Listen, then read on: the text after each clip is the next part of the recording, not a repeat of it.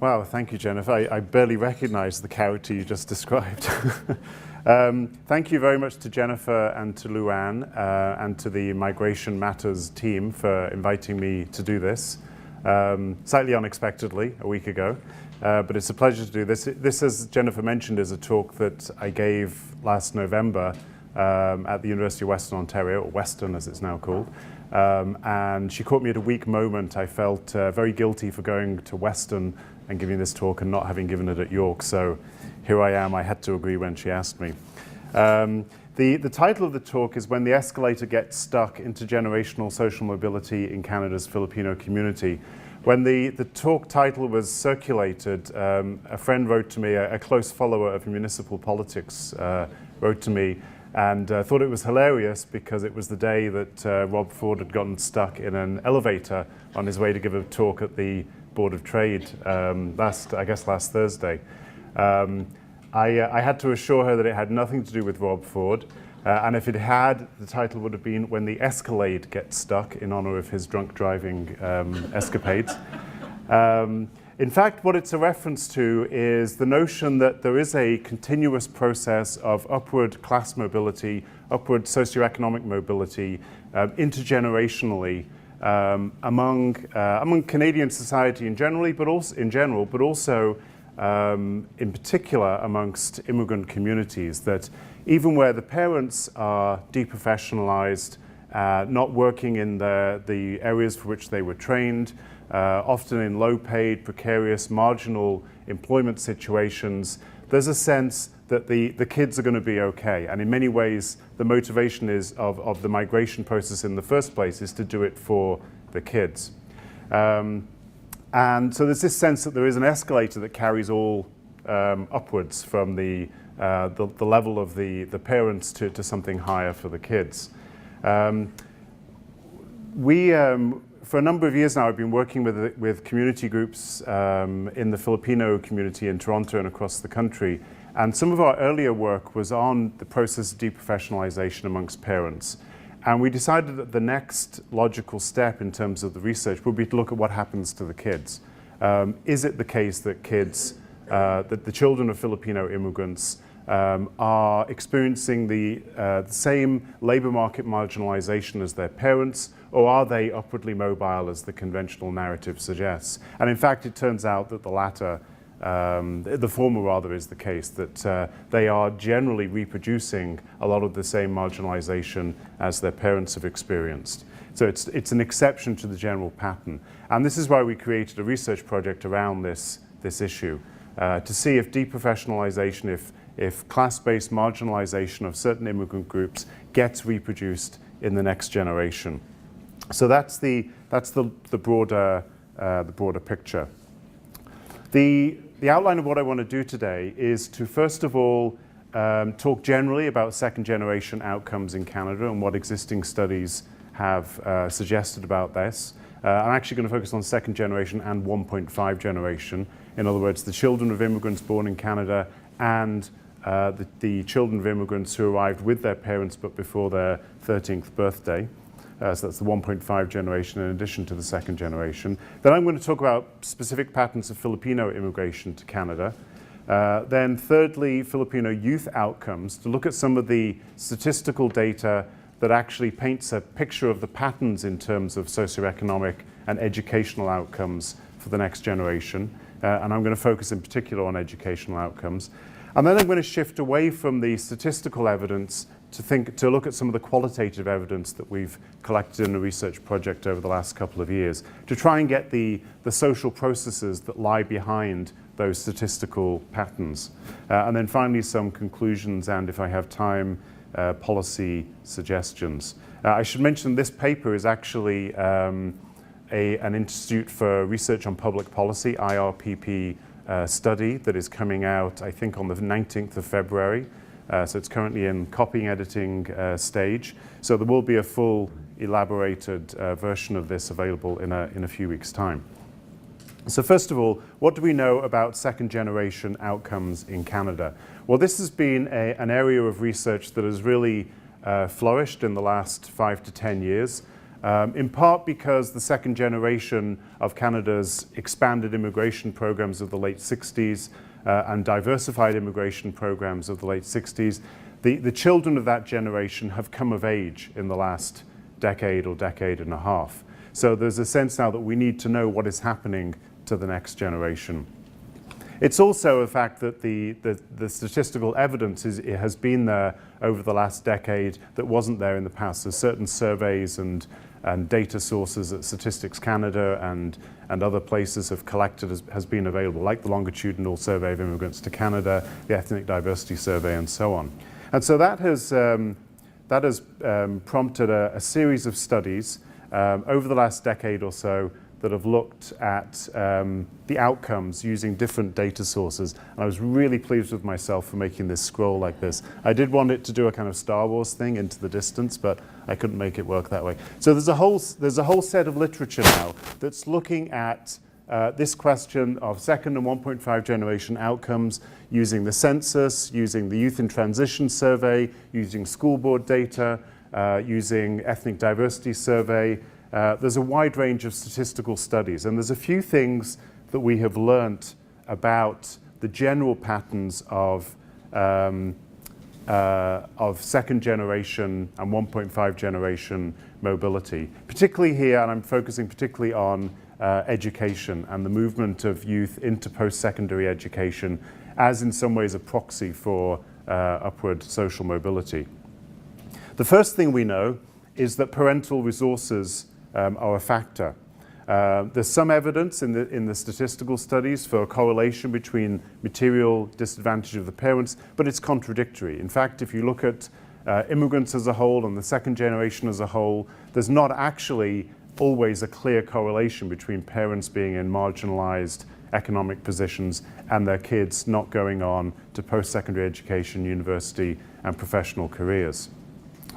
Some studies have looked at, have suggested that parental financial assets at the time of arrival can actually be a significant factor that really shapes that initial state of integration when they first land and try to integrate into labour markets. So are people coming with savings, for example? And there's some evidence that that is a factor. Also, neighbourhood and school quality. That's in some ways a proxy for financial circumstances and house buying power and so rental money available for rent and so on. But that is also a factor that reflects parental resources, both on arrival and in terms of their education, their employment trajectory on landing. Parental education. There's some evidence statistically of a correlation between level of education of parents and children and their children's outcomes. So the sense that university graduates produce university graduates. But it's complicated because in the immigrant communities, parental education is often not recognized.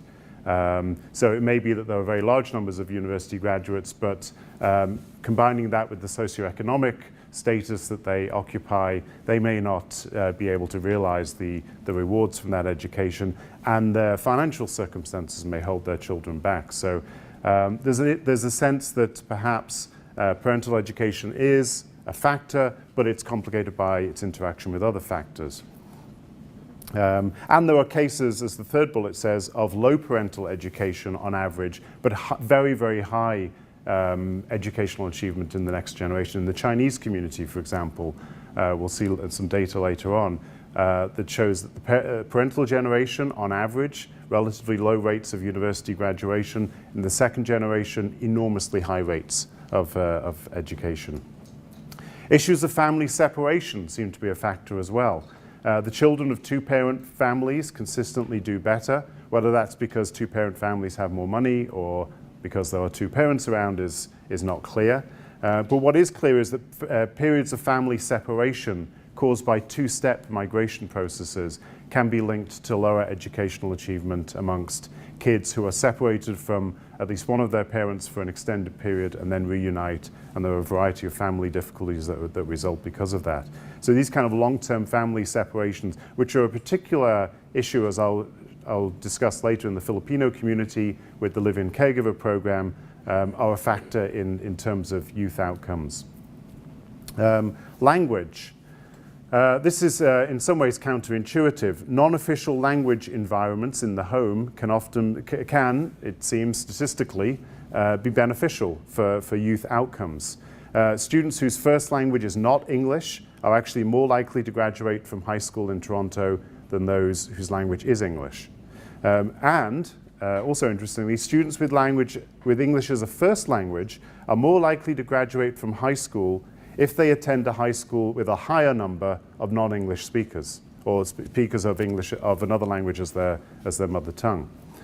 So language is a complicated thing. It's not necessarily the case, as many parents think, that they have to immerse their kids in English in order to ensure success. In fact, maintaining heritage language is actually correlated with youth success in many cases. The community context outside of the home. Growing up in a large community of co-ethnics is positively correlated with educational outcome, according to the statistical studies. But at the same time, that kind of bonding capital, social capital within a community needs to be balanced with bridging social capital that reaches outside of that community. So it's not quite as simple as growing up within an enclave community correlating with success. There's also evidence in the statistical data that suggests that youthful involvement in community organizations, co-ethnic community organizations, is correlated with post-secondary success as well. And then there's more qualitative, intangible factors, which have been studied in some of the statistical analyses using things like the Ethnic Diversity Survey. There's issues of cultural attitudes to education brought from home. The notions of pathways to upward mobility also brought from the home country by immigrant parents. But there's also issues of discrimination, racialization, and exclusion. The ways in which immigrant youth get represented and get racialized in Canadian society. In some cases leading to distrust of mainstream institutions, in other cases leading to motivation and high achievement. And then finally, sticking with the issue of discrimination, there is a clear, persistent lag in the earnings of visible minority parents and youth relative to non-visible minorities. So there are issues there in terms of the correlation between visible minority status and economic outcomes. And then finally, in all of this enormous set of multivariate factors, there are geographies at play as well. More recent immigrants are more likely to be arriving in large urban centers. So there's the differences that already exist between large metropolises and small town Canada and rural Canada is reflected in the difference in immigrant youth outcomes. And also at smaller levels of geography, neighborhood contexts can be very important as well. So in addition to all of those social factors, there's a spatial differentiation as well. But if there's two things I want to take out of that broad literature that really looks at this issue from a statistical point of view, it's these. The first is consistently what these studies point to, but often don't do in any great detail, is to look at group-specific experiences. Because different immigrant communities have diverse histories and geographies of arrival, have used a variety of immigration channels and programs, and have had different modes of integration into Canadian society more generally, there are very specific experiences of particular immigrant groups. And generally, the overall literature on second-generation outcomes tends to amalgamate immigrants together and not differentiate. So that is one important point. The other point is that a lot of these studies are really looking at the issue from a statistical point of view. They're getting the variables they can find from various school board, stats, CAN, and so on, data sets. They're putting them all together cleverly, statistically, and finding the patterns that work in terms of correlations and so forth. But they're not actually speaking to the social processes that lie behind those patterns. So I think it's important not just to understand group-specific experiences, but also to understand them qualitatively by understanding what lies behind the numbers. And so with that, let me turn to the experience of Filipino immigration to Canada. In some ways, Filipino immigration follows the same kinds of overall trajectories over time as other immigrant communities, with an expansion in the late 60s and early 70s. In some ways, this is correlated to the different programs of immigration that Canada has introduced. It's also correlated to political and economic circumstances in the Philippines. So periods of martial law in the 70s, periods of political unrest, periods of economic crisis have correlated with larger numbers of outmigration. But the general pattern you can see over time is an enormous increase in the last decade or so. And the two red bars there mark two recent years when the Philippines was Canada's #1 source of new immigrants. So it matters to study the Filipino community in particular. Filipinos are not just dominant in Canada's permanent immigration streams, but also in the streams of temporary foreign workers. This shows the number of foreign workers from the Philippines present in Canada in December the 1st of each year. And again, the red bars are the years in which the Philippines is the #1 source country for temporary foreign workers in Canada. Some of those are through the Temporary Foreign Worker Program. Some of them are under the Live-In Caregiver Program and waiting to have, on an open work permit, but waiting to have their permanent resident papers processed, which can often take a number of years. So consistently over the last 5 years or so, up to 50,000 temporary foreign workers in a sort of precarious citizenship status in Canada have been from the Philippines, and that is the #1 source in that category as well. If we go back to permanent immigrants and look at the categories that people have used to arrive from the Philippines, it's a distinctive mix of immigration programs. The red part of that, this takes us from 1980 to 2009. The red part of that stack is the Live-In Caregiver Program. And you can see that starts in the early 90s, is a significant part of the stream, but in the last 5 to 8 years has become a very, very important part of the stream, accounting for the largest single immigration stream in the last few years. You can also see the expansion of the purple segment at the top there. That's the Provincial Nominee Program, the PNP program, which is widely used in the prairies and in Western Canada, not so much in Ontario. But between those two, they account for well over half of recent immigrant arrivals from the Philippines. And this is a very distinctive profile in terms of the ways in which Filipino immigrants are arriving. And it's a changing profile over time, as you can see. The green is family category, family reunification, and the blue at the bottom is skilled worker category. This, to make things even more complicated, is varied across different cities. So if we look, for example, at Winnipeg, third one along there, the segment of the graph that is purple, which represents the Live-In Caregiver Program, is very, very small. For Toronto and Vancouver, the two largest cities of Filipino immigration, it's around 25 to 30% of all immigrants over this 30-year period. In places like Ottawa, it's closer to 40%. But in Winnipeg, it's very, very small. In Vancouver is the only place that has any significant numbers of business class immigrants. So there's a different mix to the community that exists in different cities across the country. And that's significant as well in terms of outcomes, but that's not something I'm going to dwell on too much today. So if we look at some of the outcomes for Filipino immigrants, there's a few patterns that are consistent, and I'm not going to dwell on these too much because I want to move quickly on to the youth outcomes. But in terms of first-generation outcomes, we see, first of all, a community with very high levels of education and other human capital, for example, English language capacity and education in English back in the Philippines at the tertiary level. So very high levels of education, very high levels of employment and labour market participation, so very low levels of unemployment, very low levels of government transfer payments and so forth in the Filipino community, remarkably low in fact, as we'll see in some data in a moment. And yet concentration in low-paid work and low-status work.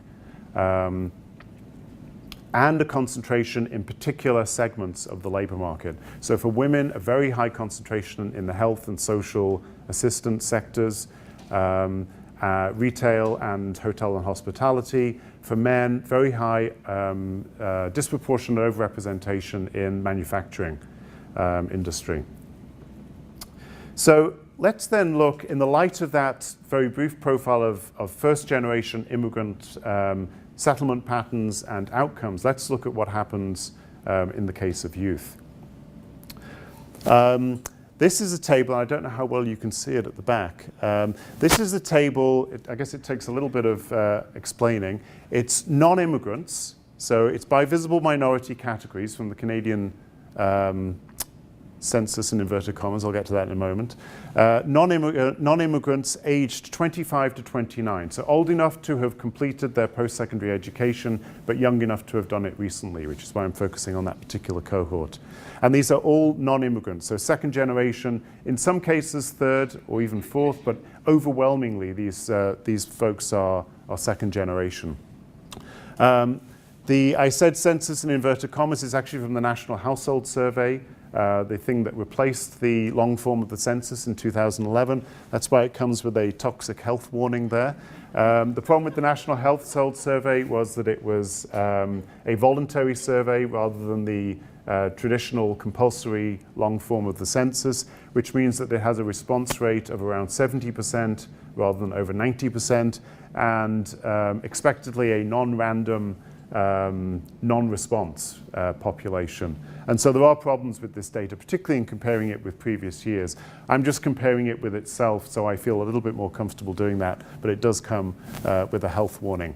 One of the problems with one of the issues that arose with the NHS when some of the data was released last year was that they actually found, to their surprise, that they had 10,000 more Filipino immigrants to Canada over the 5 years before the census than Citizenship and Immigration Canada had actually admitted.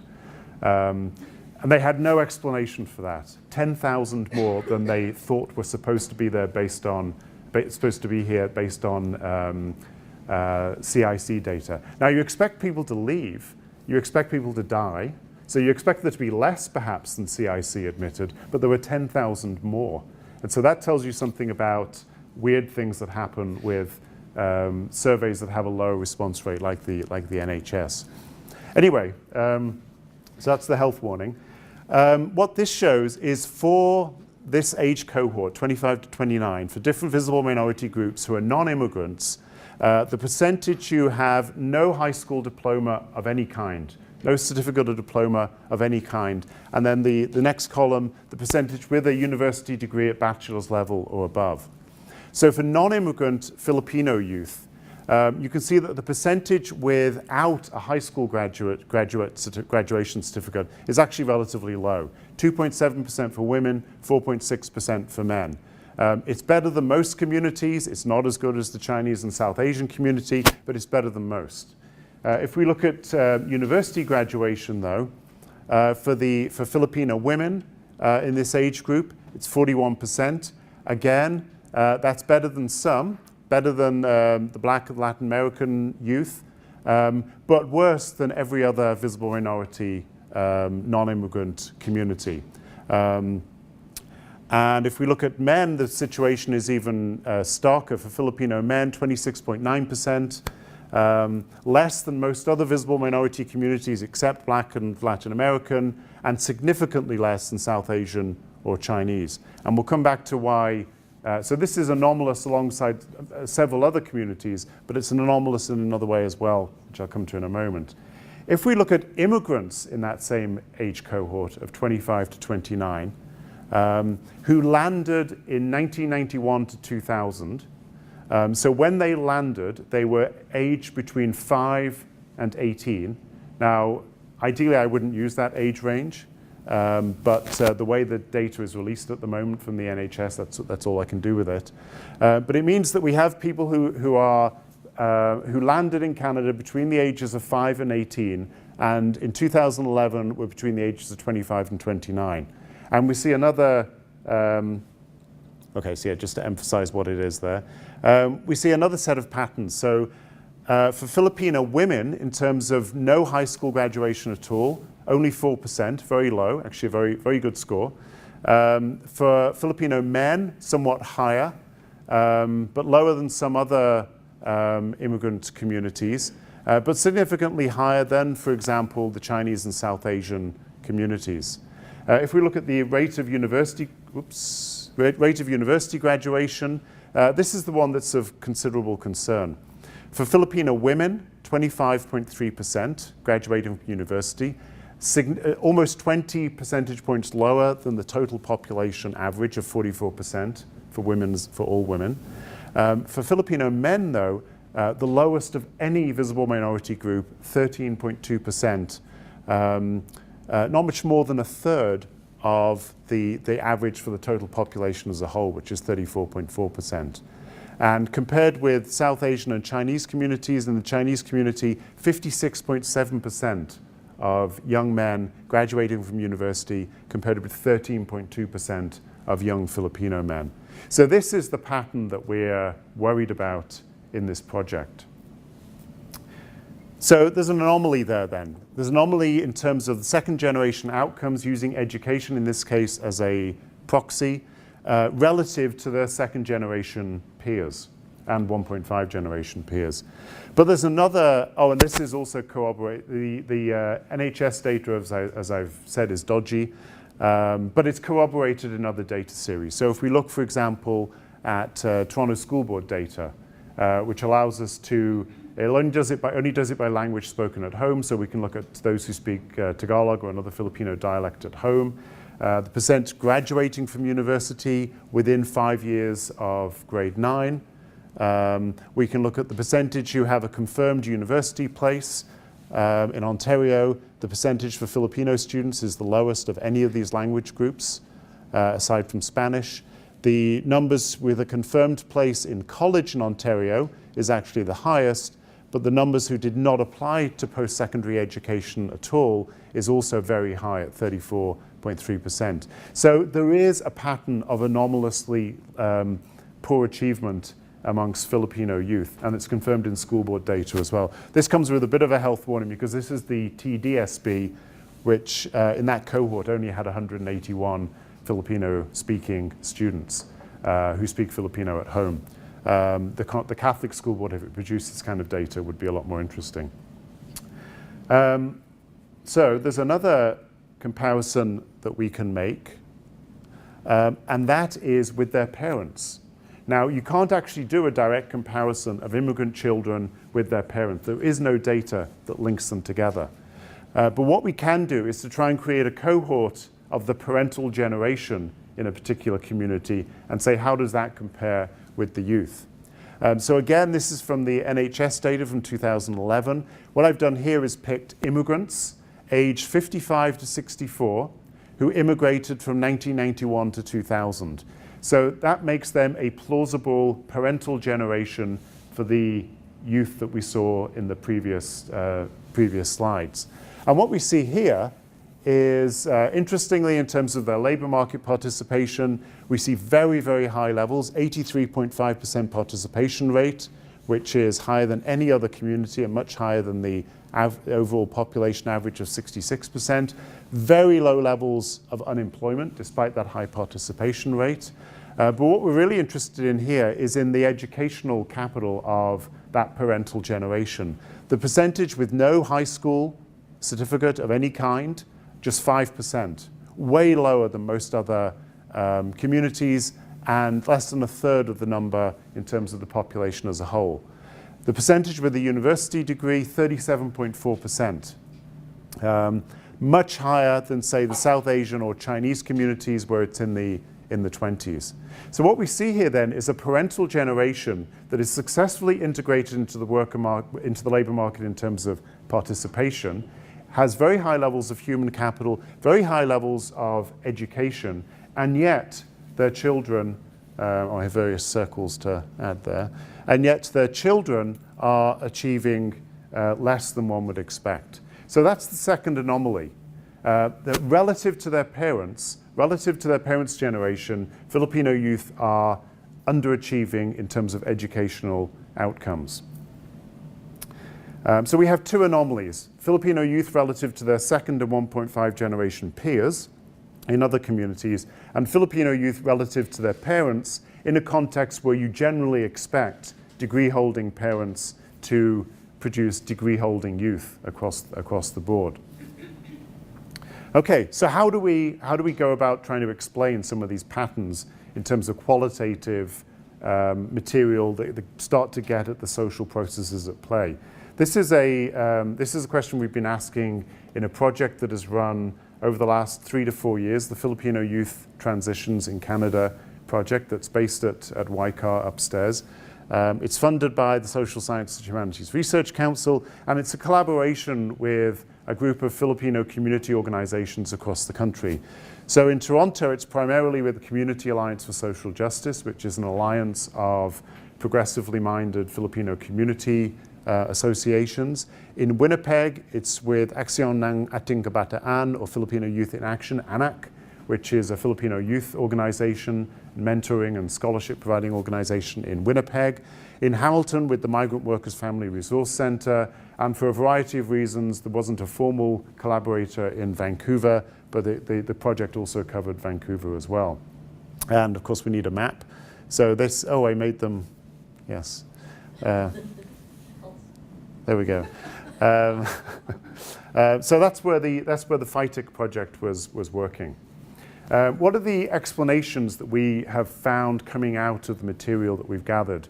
And that material consists of about 70 interviews with key informants from across the country in those 4 cities, primarily community group leaders, school board officials and settlement councillors, and other leaders in the Filipino community. So about 70 interviews with key informants, 12 focus groups with youth in each of those, across those 4 cities, and an online survey, which I'm not going to talk too much about today, but an online survey of 1.5 and second generation Filipino youth with a response of about 650 people, which is we're still trying to digest.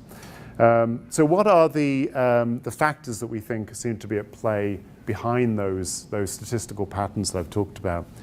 The first is family resources of money and time.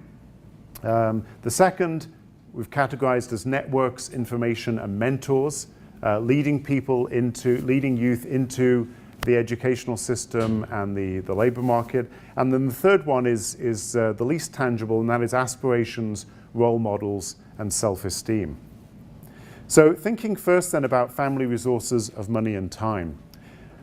We know in the statistical data, in the statistical studies on second generation outcomes, that there's a kind of ambiguity about whether parental socioeconomic marginality is reproduced in the second generation. They can't actually make it work statistically for the second generation as a whole. What we really found in our qualitative study, though, was that this was really centrally important as a factor.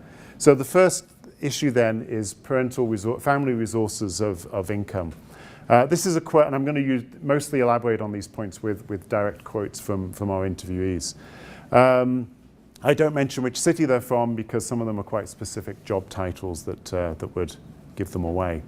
They cannot really push their children to pursue higher education because of, again, the tuition and so forth. All of those expenses, living expenses, not just the tuition, but day-to-day food, then allowance to the children. It's probably harder for them to push their children into university or other post-secondary education. So there's this idea, it was very consistent in our interviews that financial limitations were a factor in whether young people went on to post-secondary education or not.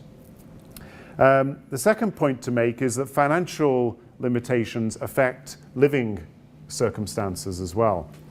This is from the same Filipino Community Center director.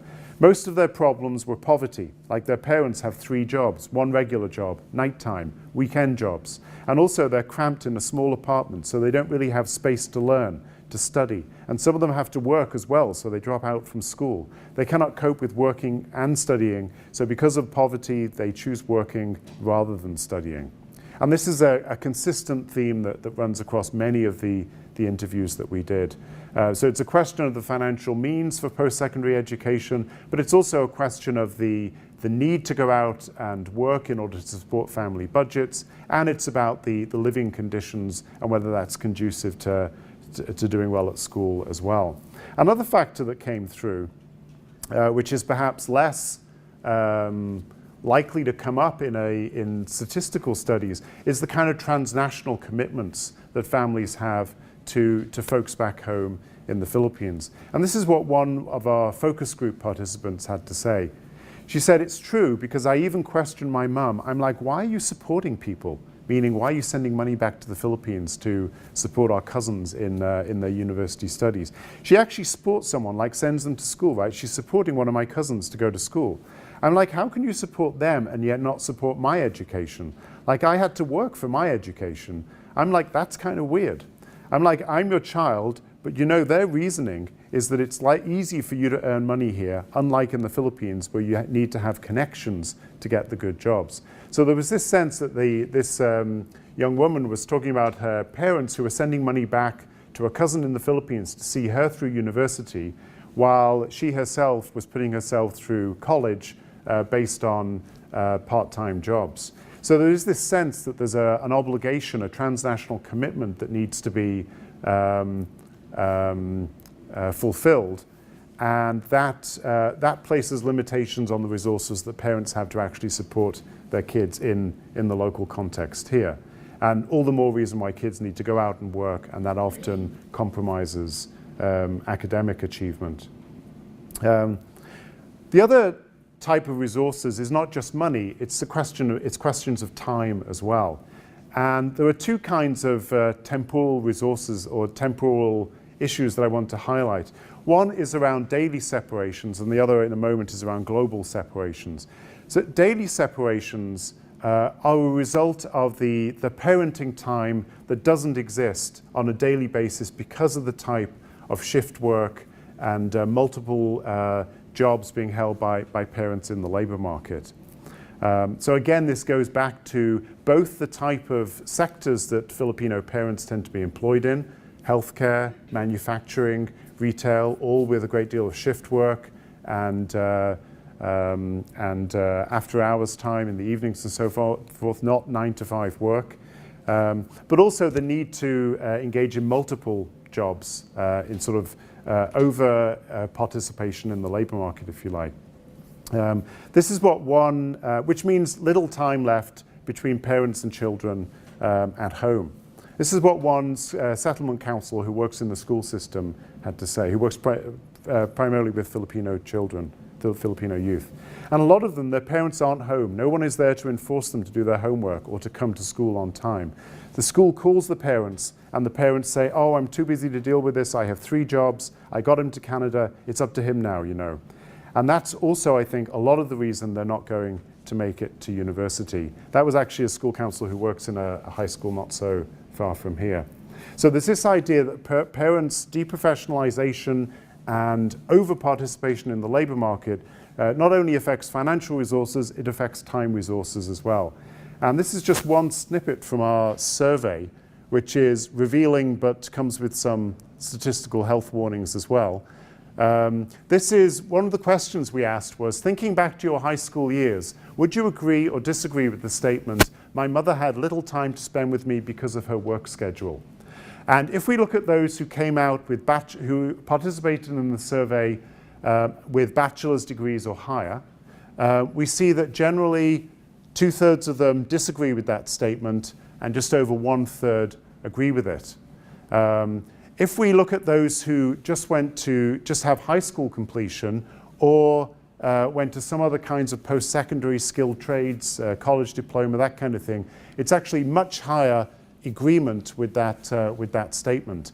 Now, the health warning is that our numbers are very small when we get into these youth, because overwhelmingly our online survey was completed by university students or university graduates, which is a bit of a problem. But there's an interesting inverse pattern there, whereby university students generally disagreed with that statement, and those who didn't go to university generally agreed. And that just kind of emphasizes this point about the importance of parental time, time resources on a daily basis. This is what one of our interviewees had to say on this. From our experience, and this is from a personal experience, from my experience, we barely saw our parents. There's 4 of us, right? I have an older brother, I'm second, a younger brother and a sister. My sister finished high school, she graduated high school, but me and my other brothers dropped out, and then we had to do adult education. And at that time, I don't remember a time when I had a chance to talk to my mum about school.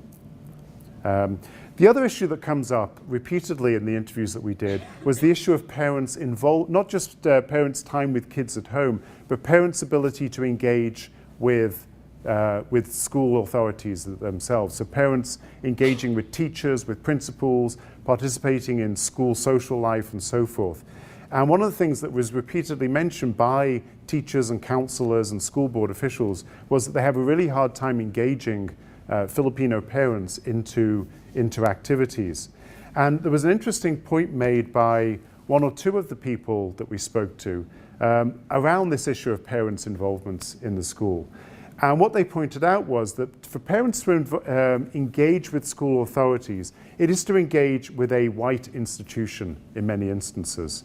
It's to engage with a predominantly white institution and an English institution, an English language institution. And although Filipino parents are actually uncommonly fluent in English, it's almost because of that there's a certain self-consciousness about capacity in English. Because English in the Philippines is a kind of marker of status, and in a kind of legacy of colonialism, a marker of distinction, as is whiteness. That makes engaging with a white and an English institution all the more fraught for some parents. This is what one community organization leader had to say. They're insecure about their English, about how to socialize with non-Filipinos, those sort of things. They will not do that. They're too shy or not comfortable. It has to be the most educated and confident Filipino parent who will do that. There's a few that I know, but not all. Very few will be part of the social life or the school life of their children. So there's this sense that engaging with the educational institution can sometimes be an issue. Moving from the daily separations to global separations, this is the issue that stepwise migration introduces, or 2-step migration processes. In particular, the live-in caregiver program, where mothers come first and then children often follow on later on. And this is actually a story from the Toronto Star that talks about this process in Toronto schools. Filipino students adjust to new parents, their own. This is what one school settlement counselor had to say. I mean, a lot of the parents tell me that they don't know how to parent because they haven't seen their kids since they were 4 or 5. So all of a sudden, they're high schoolers and the kids hate them immediately. There's none of that gratitude that they expect. And you put yourself in their position, the child's, and you think, yeah, I understand. I'd be mad too. They're always angry. So yeah, with the culture of parenting, a lot of them are still figuring it out. So those global separations that are particularly introduced by the live-in caregiver program, which forces people to come alone and without permanent resident status for at least 2 years in the program, forces those kinds of separations. But the other issue that arises is around parental deprofessionalization, which is often an outcome of those kinds of separations. One settlement counsellor who works for a city government used the example of her husband. She said, like for example, my husband, he's not used to working as a subordinate with people telling you what to do. So it had a really huge impact to him. He said that he felt here in Canada, he feels he is disintegrating. So that alone, maybe if your kids is like witnessing that, so that alone, maybe if your kids is like witnessing that feeling, because it also affects like the way you're supervising your kids. Maybe because as a father you are like you don't feel you're having the same power as you had before. So it's like also maybe affects the way you're supervising them. I don't know, maybe. So she's sort of speculating on the deprofessionalization that her husband faced as a professional, a manager in the Philippines, working in a very subordinate role in the Canadian labor market, didn't just affect him and didn't just affect the resources that the family had in the Canadian context. It affected the very nature of the parenting relationship that was created within that family. Let me turn now to the second and third I'll talk about more briefly. The second and third sets of factors. The second one is networks, information, and mentors. And this is the ways in which youth navigate the educational system and navigate the labor market. And we know that, that friends and family networks are very, very important in the ways in which youth make educational trajectory decisions and the ways in which they choose careers. And this was borne out in a lot of what we heard. A lot of that information comes from within the community. So there's intra-community information flows and career paths. One community center worker said, yeah, a lot of kids are taking nursing. And when I asked them why nursing, it's because their mum or their auntie or whoever they knew in their family that's into the healthcare profession, they were told that the healthcare profession is a good profession and that's where you need to go. And as I mentioned earlier, the Filipino community is heavily overrepresented in healthcare work, not in the higher ends of healthcare work, but in the nursing and non-professional segments of that workforce. So there's a heavy kind of networking influence that moves people into that sector and reproduces that labor market segmentation in the next generation. And another person said they stay within their circle of friends, and then based on the information they gather from their friends or family, they tend not to go beyond that. So they tend to stay, people are working within the information that they get in those family and friend networks. What sometimes happens, though, is that those networks are segmented. So they're segmented by industry, by sector. So the healthcare sector, the retail sector, the accommodation and hospitality sector, heavily overrepresented, and therefore a tendency to reproduce that segmentation in the second generation, but also a tendency to see caregivers as a community within the Filipino community segmented from other segments of that community. So we heard people talk about how one of the settlement councils in the school system, for example, told us that she'd been told by a number of students that she was actually the first Filipino that they had met who was not a caregiver, who they were meeting in a professional capacity. And what that speaks to is not that there aren't Filipino women in a variety of different sectors and professional roles, but it speaks to the fact that the children of caregivers were tending to mix only with the children of other caregivers, and that was their network. So there's segmentation within the networks within the community as well. There's also the issue of mentoring and contacts within different professions. This is what one city multicultural officer had to say in Vancouver. I think without having other, elders in the fields, who can either formally or informally, mentor and model in a real way, sort of give career advice or open up networks and that kind of thing. We haven't seen that. It hasn't been that visible, that sort of high achievement and visibility of Filipinos.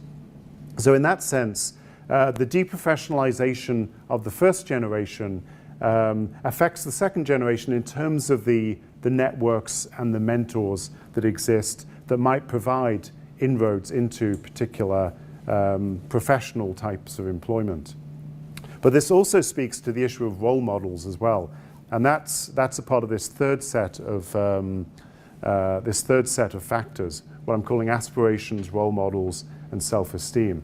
So there was also a sense in our interviewees that the aspirations that Filipino youth set for themselves are sometimes attenuated or truncated.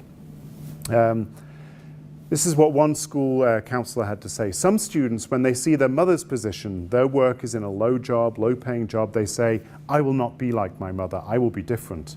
So you see, some are really inspired by what happened to their parents, but some, the majority, because of what they saw in their mother, they think this is it. there is a hindrance that instead of going further, this is it, like this is what they can aspire to.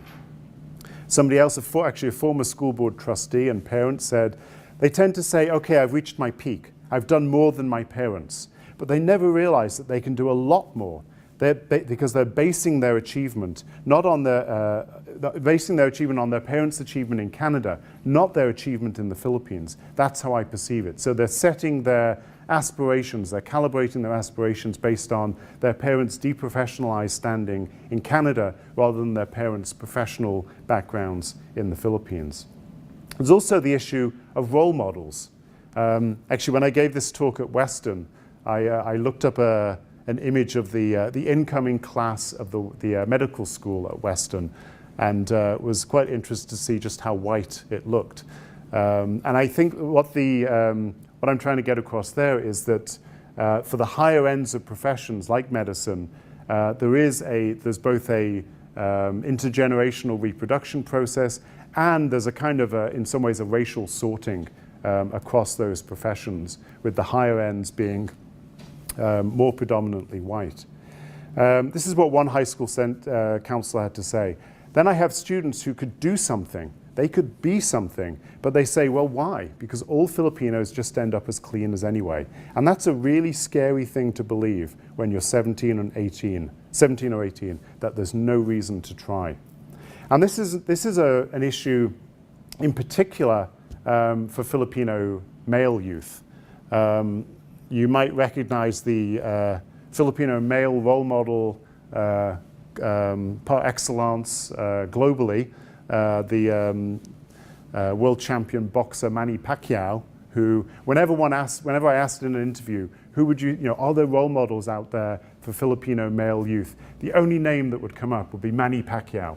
Pacquiao is he's basically the best boxer of his generation in his weight class, or even any weight category over the last decade or so, and currently a member of the Philippine Congress.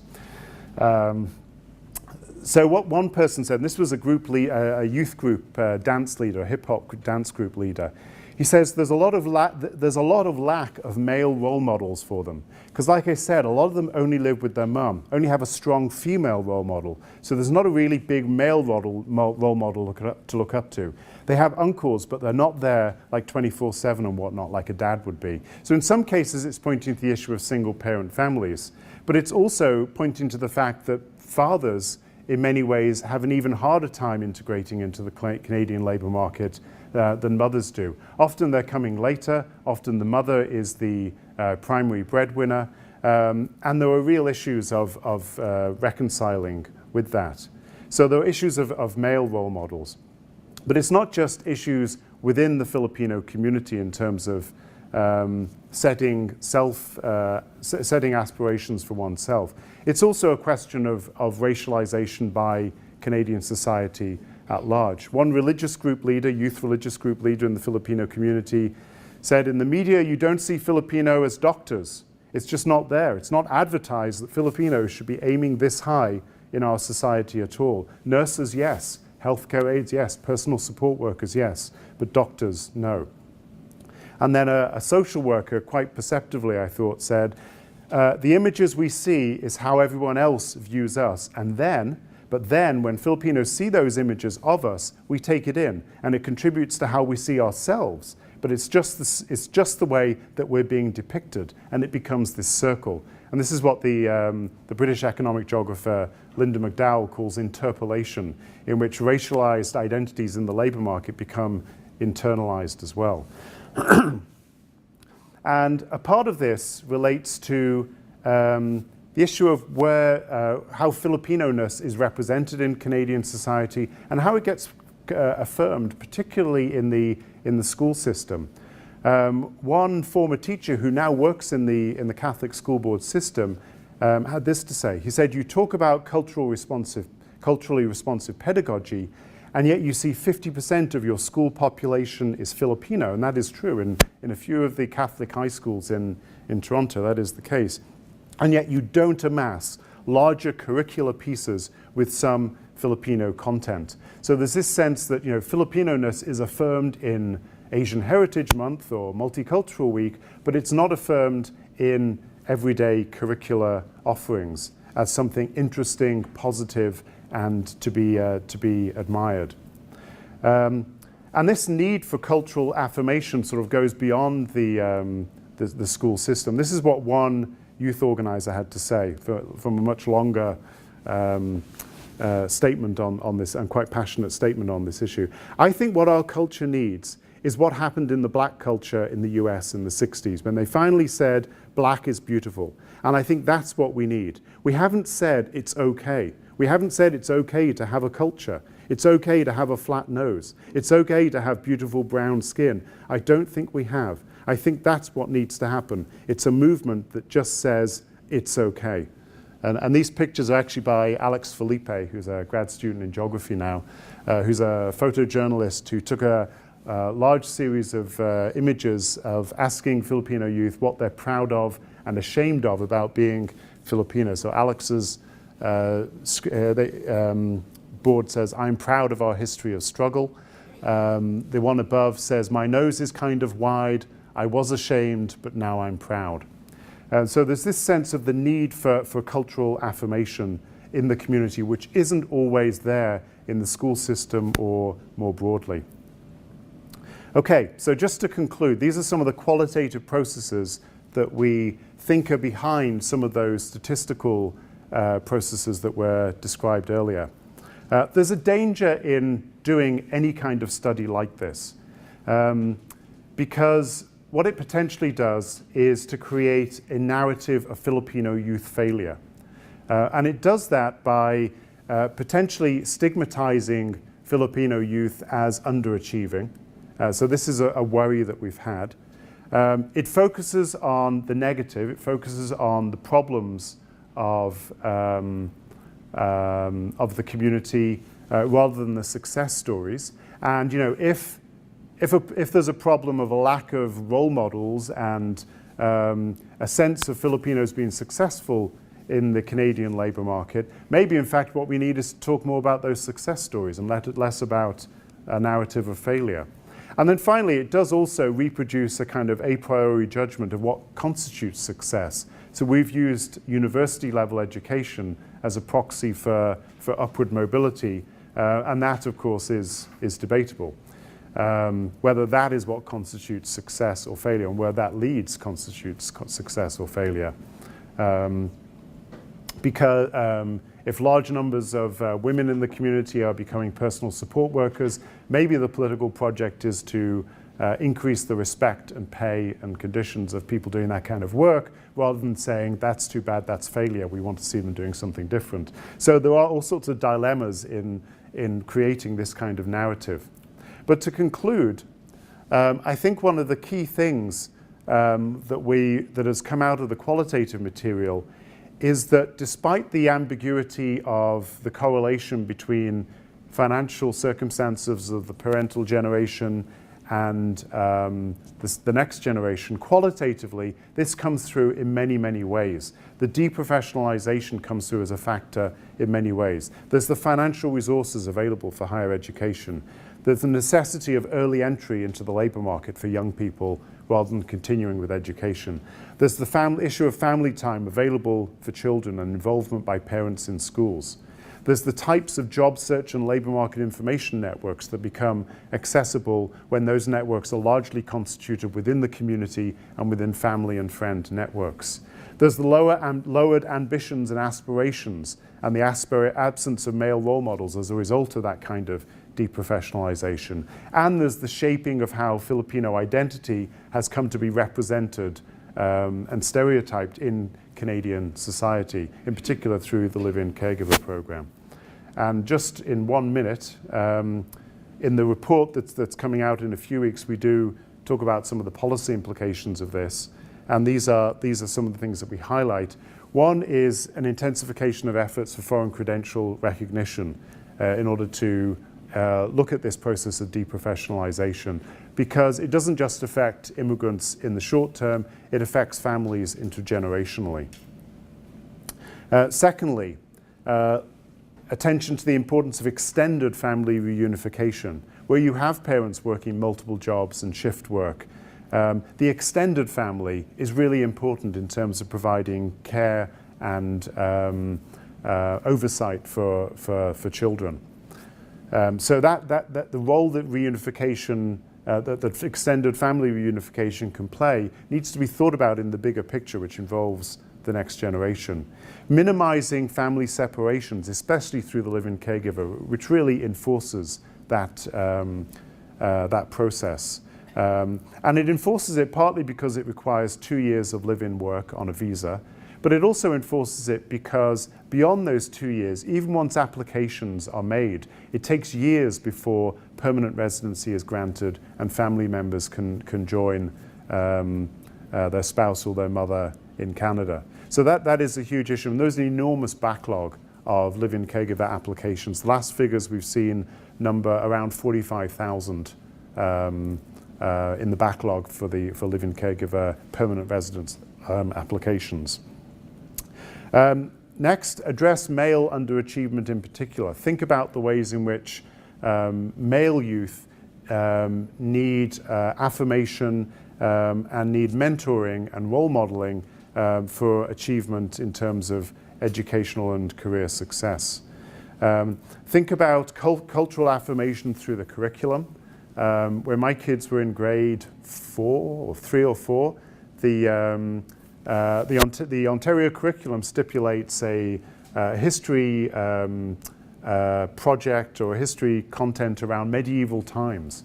And nowhere is it even mentioned that those medieval times happen to be the knights and kings and battles of Europe.